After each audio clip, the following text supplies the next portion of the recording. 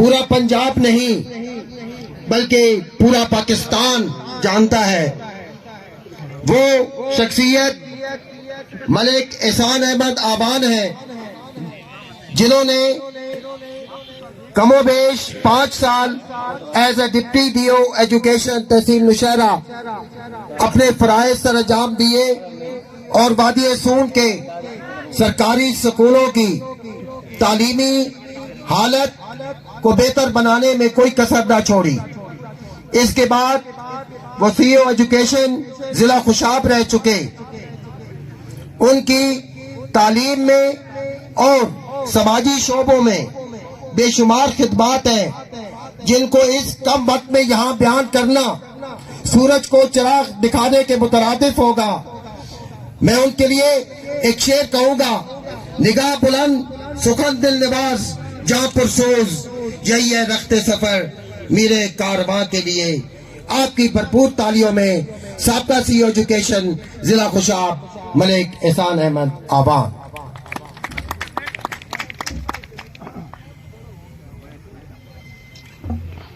الحمدللہ رب العالمین والصلاة والسلام علی سید المرسلین، اما بعد فاعوذ باللہ من الشیطان الرجیم، بسم اللہ الرحمن الرحیم۔ سامعین محترم، میری گفتگو کے 4 پوائنٹس پر بھی میرے روابط ہر جگہ ہیں۔ میں اپنے فہم و شعور کے مطابق اس بات کو کہنے میں کوئی تأمل نہیں محسوس کرتا کہ اگر وادی سون کے لوگ اپنی قیادت اپنے پاس لے کر نہیں آتے تو نہ آپ کی تعلیم کا کوئی حشر ہے، نہ آپ کو صحت کی کسی سہولت پر کوئی امید رکھنی چاہیے، نہ مواصلات کی کوئی سہولت آپ کو مل سکتی ہے۔ یہ ایک واحد ذریعہ ہے کہ جس کے ذریعے سے آپ اپنے وادی کے اجتماعی مسائل کا حل تلاش کر سکتے ہیں۔ آج میں آپ کو بتا دوں کہ اس وقت آپ کے پاس 124 گورنمنٹ کے سکول یہاں کام کر رہے ہیں، اور نظر انداز ہونے کی حالت یہ ہے کہ 200 سکولوں میں سے 124 سکول اس وادی کے اندر رہ گئے ہیں۔ 76 سکولز مرج کر دیے گئے یا ختم کر دیے گئے۔ اس کی وجہ کیا ہے کہ جس وقت ضلع کے اندر بندر بانٹ ہوتی ہے تو ہمیں نہ اسامیوں پر بھرتی کرنے کے مواقع ملتے ہیں، نہ ہمارے جوانوں کو روزگار ملتا ہے۔ تحصیل کی بنیاد پر جب کبھی بھی ریکروٹمنٹ آتی ہے تو وہ سیٹیں الوکیٹ کرنے کے اندر ہی یہ سب سے بڑا تکلیف دہ امر ہے کہ وہ کہتے ہیں تحصیل خوشاب سب سے بڑی تحصیل ہے، لہذا اگر گورنمنٹ نے 1000 ریکروٹمنٹ کرنے کا فیصلہ کیا ہے تو ان میں سے 400 خوشاب کو دے دیں، 400 نورپور تھل کو دے دیں، اور 100 جو سیٹ ہے وہ نوشہرہ اور قید آباد کو دے دیں۔ اس کا نتیجہ کیا ہوتا ہے؟ ہمارے ادارے جیسے خالی ہوتے ہیں ویسے کے ویسے خالی رہ جاتے ہیں، نہ ہمارے جوانوں کو روزگار ملتا ہے، نہ ہمارے ادارے احسن طور پر کام کر سکتے ہیں۔ لہذا یہ پہلی دفعہ ہوا تھا کہ جس وقت میں نے ایڈمنسٹریشن، ہماری نظریاتی جماعت ہے جو ناموس رسالت پر کھڑی ہے، اس لیے اس وقت جو عالمی سطح پر جلغار مسلمانوں پر ہے اس کے سامنے اپنے کندھوں پر سینہ لے کر، اپنے کندھوں پر یہ گردن لے کر کوئی جماعت میدان کے اندر موجود ہے تو وہ تحریک لبیک ہے، اور اپنے جوانوں کی اور اپنے کارکنوں کی ہر وقت زندگیاں ہتھیلی پر رکھ کر وہ میدان میں ہوتی ہے۔ اس لیے اگر یہ ہمارے نمائندے ہماری تحریک کی قیادت کو بھی جس طرح ریاض صاحب نے فرمایا مطمئن کرتے ہیں تو انشاءاللہ تحریک اللبیک بھی ان کے ساتھ کھڑی رہے گی۔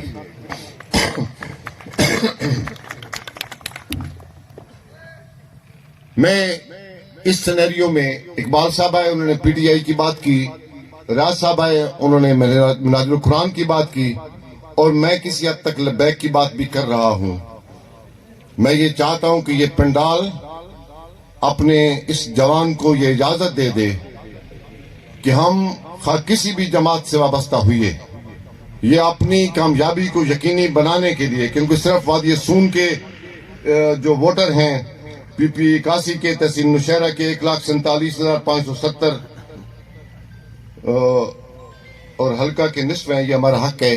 نصف اگر ہم ہیں تو نصف دوسرے سے بھی ہم نے جا کر ووٹ لینے ہیں. تو یہ اگر اپنے نصف دوسرا جو ہے اس کے لیے اگر کسی بھی جماعت کے ساتھ یہ بارگین کرتے ہیں، کسی کا ٹکٹ لیتے ہیں جس سے ان کی کامیابی یقینی بنتی ہے، تو پھر ہم وادی کے لوگوں کو تمام تر جماعتی وابستگیوں سے بالا تر ہو کر ان کو اپنا نمائندہ بنانا چاہیے. اور اس کے مقابلے میں جتنے بھی لوگ آئیں ان کو ہمیں کوشش کرنی چاہیے کہ مل بیٹھ کر ان کی منت سماجت کریں. یہ تحریک لبیک کی نمائندہ بھی ہوں، یہ منہاج القرآن کی نمائندہ بھی ہوں، یہ پی ٹی آئی کی نمائندہ بھی ہوں، یہ نون کی نمائندہ بھی ہوں، یہ جو بھی استحکام پارٹی ہے، جو بھی بتر بلائیں اکٹھی ہیں، وہ سب کے نمائندہ یہ ہونے چاہیے. اور ہمیں اپنی تمام تر جماعتی وابستگیوں سے بالا تر ہو کر ان کی حمایت کا اعلان کرنا چاہیے، اس لیے کہ مل جاتا ہے. یہ جو ہمارے لیے یہ لولی پاپ ہیں کہ یہ ہماری زراعت بہتر ہو جائے گی، یہ ہماری فیکٹریاں یہاں لگ جائیں گی، ہمیں رزق مل جائے گا. قومیں وہی ترقی کرتی ہیں جو اپنی نظری اور فکری بنیادوں کی حفاظت کرتی ہیں. اگر آپ نے تعلیم سے اس قوم کو محروم کر دیا، آپ فیکٹریاں لگا لیں یا ایٹم بم لگا لیں، کچھ حاصل نہیں ہونا. اس لیے آپ کے پاس آپ کے علاقے کی نوجوان قیادت آئی ہے. میں شرکاء کو دل کی اتھا گہرائیوں سے خوش آمدید کہتا ہوں. تھوڑی دیر کے بعد انشاءاللہ ہم پروگرام کا باقاعدہ آغاز کریں گے. میرے ساتھ محترم احمد الدین صاحب اسٹیج سیکرٹری کے فرائض سر انجام دیں گے. یہی ہمارے نبی کی سنت ہے اور یہی سیاست آج کل ہمارے ملک میں عام ہے، کوشش ہے، اور اسی پارٹی کو سیاست میں کہیں نہ کہیں پیچھے دھکیلا جا رہا ہے. سیاست آج کل ایک بات ہو رہی ہے، میں جاتا ہوں لوگوں سے ملنے کے لیے، تو آپ کس پارٹی کا ٹکٹ لے رہے ہیں؟ 2-3 پارٹیاں ہیں، ایک پارٹی تو الیکشن میں نہیں آئے گی، 2-3 پارٹیاں ہیں. آپ مجھے بتائیں کہ ایک آزاد امیدوار اور جو 2-3 پارٹیاں سیاست کر رہی ہیں ان کا ٹکٹ لینا کیا کوئی نظریاتی سیاست ہے؟ جو دونوں پارٹیاں الیکشن لڑنے جا رہی ہیں، کیا یہ کوئی نظریاتی سیاست ہے اگر ہم ان کا ٹکٹ لیں گے؟ کیا ان کے پاس کیا نظریہ ہے سیاست کا؟ ایک پارٹی ہے جو 40 سال سے اس ملک میں حکومت کر رہی ہے، آپ اس سے پوچھ سکتے ہیں کہ آپ اب کیا تبدیلی لائیں گے؟ حضور صلی اللہ علیہ وسلم کا فرمان ہے کہ مومن ایک سوراخ سے 2 بار نہیں ڈسا جاتا. یہ جو لوگ یہاں پہ سیاست کرنے آ رہے ہیں، آپ ان سے پوچھیں کہ آپ کتنی دفعہ یہاں پر ہمارے پاس آ چکے ہیں، کیا تبدیلی لائے آپ ہمارے پاس؟ آپ آج کی تقریر نوٹ کر لیں، 97 کی، 99 کی، 2001، 2005، 2013، 2018، آپ جنگ اخبار اس وقت کا اٹھا لیں، آج اٹھا لیں، آپ کو وہی باتیں نظر آئیں گی جو آج کر رہے ہیں. بے معنی نعرے، غیر مؤثر باتیں جن کا کوئی مقصد نہیں ہے، وہی لوگوں تک پہنچا رہے ہیں. ہم سیاست نہ بھی کریں تو میں شہرت بہت اور طریقوں سے بھی انجوائے کر سکتا ہوں. سیاست میں آنے کا بنیادی مقصد احساس اور آپ لوگوں میں شعور پیدا کرنا، آپ کے بچوں کا مستقبل کیا ہے، تعلیم کے حوالے سے، صحت کے حوالے سے، آپ کے علاقے کی ترقی کا کیا مقصد ہے آگے، آپ ان چیزوں پہ غور کریں. انشاءاللہ تعالی ہم بہت پرعزم ہیں اور انشاءاللہ ہم آپ کے ساتھ رہیں گے. یہ سفر لمبا ہے اور ہم اس لمبے سفر کے لیے تیار ہیں آپ کے ساتھ. اور میں ایک دفعہ پھر آپ تمام لوگوں کا بہت شکریہ ادا کرتا ہوں کہ آپ نے اپنی مصروفیات میں سے وقت نکالا.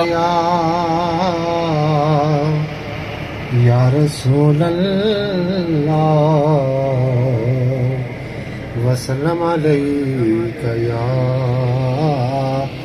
حبیب اللہ. لفظ جب تک وضو نہیں کرتے آقا ہم تیری گفتگو نہیں کرتے. ہماری سانسیں رواں ہے جب تک،